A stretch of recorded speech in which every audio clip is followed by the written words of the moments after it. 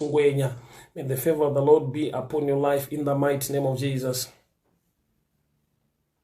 John chapter 2. On the third day, a wedding took place at Cana in Galilee. Jesus' mother was there. Jesus and his disciples also been invited to the wedding. And when the wine was gone, Jesus' mother said to him, "They have no more wine." "Dear woman, why do you have to involve me?" Jesus replied, "My time is not yet come." His mother said to the servants, "Do whatever he tells you. Do whatever he tells you. Do whatever he tells you. Do whatever he tells you." This statement is so challenging to me. Wine yapera pamchatu, Maria waenda kuna Jesu, ataura kuti wine hapana. But adzoka kuvanhu anodzoka achiti do whatever he tells you, do whatever he tells you, whatever. Shona inoti itai chero zvaataura, kwete zvaataura, itai chero zvaataura. There are times yekuti God will speak to you, but nyaya haipindirane nezvaunoda nezvaunotarisira.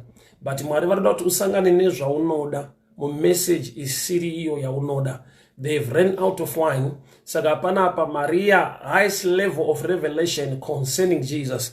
Ndeyekuti whatever he tells you, chero zvaataura, not zvaachataura, but chero zva whatever. So pana whatever, that's the mystery yeku understand the power of the word of God. Nekuda kwekuti pamwe pacho shoko rataurwa rauya muupenyu hwako harine situation yauinayo. So you continue to wait kuti pachataurwa nechekuita nedestiny yangu, pachataurwa nechekuita neupenyu hwangu. But there are times yekuti whatever now ndo chinhu chatadza kunzwisiswa nechurch when it comes to the things of God. Nokuti kana Mwari vati, kana shoko rati do whatever he tells you, kurati the first miracle ya Jesu ine chekuita nekuti munhu amupa a position yekuti anogona kutaura zvisinei newine asi pachizowanikwa wine. Mumvura muna wine. Jesu wakati kuvanhu, cherai mvura, cherai mvura. This has nothing to do with the request yekuti wine yapera. So you can imagine waenda kuchechi paparidzwa, you can imagine wanamatirwa pataurwa a prophetic word concerning your life, and to you kuti I receive and I believe and I trust zvakaoma wine, nokuti dzimwe nguva hazvipindirani nezvaunoda kunzwa, hazvipindirani nezvaunotarisira. Do whatever he tells you. So the doing part, ndiye munhu ane problem. But achiite whatever he tells you to do. So secret yekuziva Mwari ndeyekuti he can speak. Anogona kutaura message shoko rinouya pauri risinei nesituation yako, asi ririro rekuti ukariteerera rinogadzirisa situation yako. I know there's a level inotaura nevanhu yekuti God speaks the right word in the right season. That's true, that's correct, but there is another dimension yeumwari nekuita kwavo yekuti he speaks a word which has nothing to do with the season, or actually is the opposite word raungade kunzwa in the season. So what am I saying?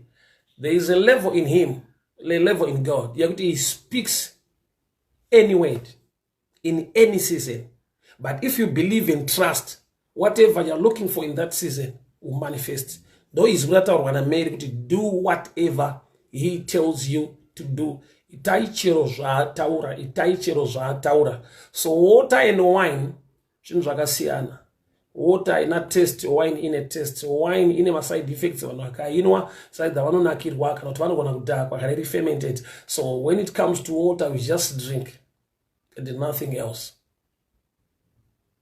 So pano pane zvinhu tu zviri kushandwa nazvo, water and wine, which means pamberi paMwari, as long there is water, wine can be available. So what is water in deeper revelation? Water is compared to the word of God. Shoko raMwari rinenge mvura yekuti kana yanaya panyika aidzokere kudenga isina kumeresa. The word of God and water are the same thing, which means as long there is the word. Can I go deeper a little bit? Pane zvandiri kunzwa. So kana mvura yakafanana neword, mvura yakafanana neword, mvura yakafanana neword, mvura yakafanana neshoko. Jesu obva atitutai mvura mukuru paakanopiwa mutambo akanwa yakabva yava wine, which means the word of God ukariteerera it becomes chauri kutsvaga. Mvura kututa shoko uchiisa mumabowels ndokubva vanopa mukuru wemutambo. Mukuru wemutambo paakanwa water became wine. So what was missing is wine. Chakacherwa chi imvura. Who is wine? Jesus. John 15, I am the true vine. We get wine from the vines.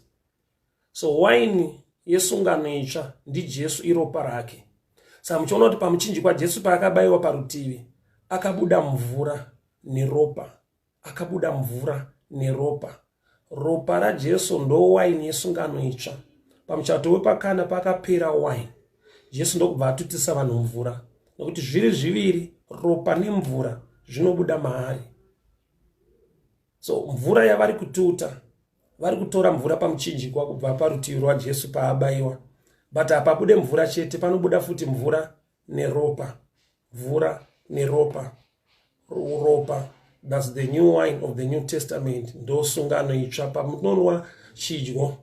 Pama-Easter paipa conference patinoita chidyo. Patinonwa wine. Tiri kunwa ropa rake. Which means paakati vanhu tutai mvura. Vakanopa mukuru wemutambo ikava wine.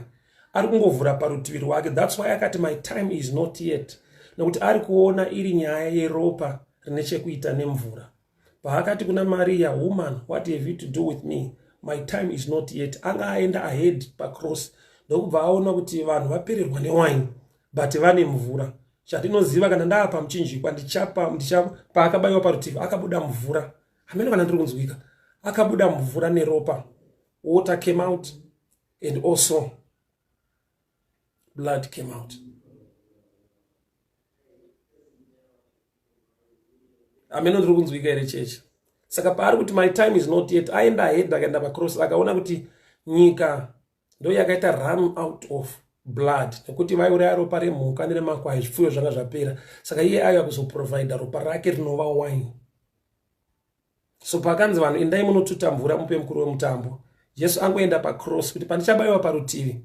Kana as long mvura iripo, zvinofanirwa kubuda zvese. Panowanikwa mvura, panowanikwa futi ropa rake. Ndo panowanikwa mvura neropa, which is wine itsva yamuri kuda.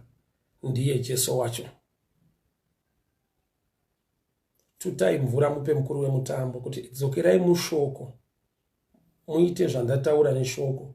Musangane nezvamuri kuda. Saka Jesu, Maria paanoti do whatever he tells you to do. Vaenda kuna Jesu ndoko vanzi tutai mvura.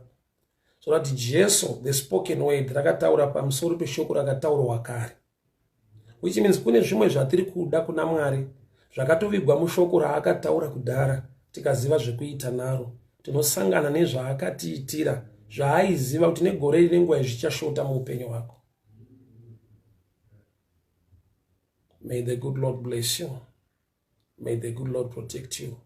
Whatever is missing in your life, as long as the word of God is there. Let me speak the word into your life. Chese chiri kushaika muupenyu hwako ngachiwanikwe nokuti chirimo mushoko raMwari. Financial doors to be open. Health to be restored. In the mighty name of Jesus. Your family, your life, your marriage, your business, your career. Restoration in the name of Jesus. Ndataura nyasha, ndatara kugoneswa, ndatara kuchengetwa muzita ra Jesu Kristo Nazareta. Amen. George Chikwati, God bless you. Nyasha Matari, God bless you. Fiona Marufu, good morning to you. God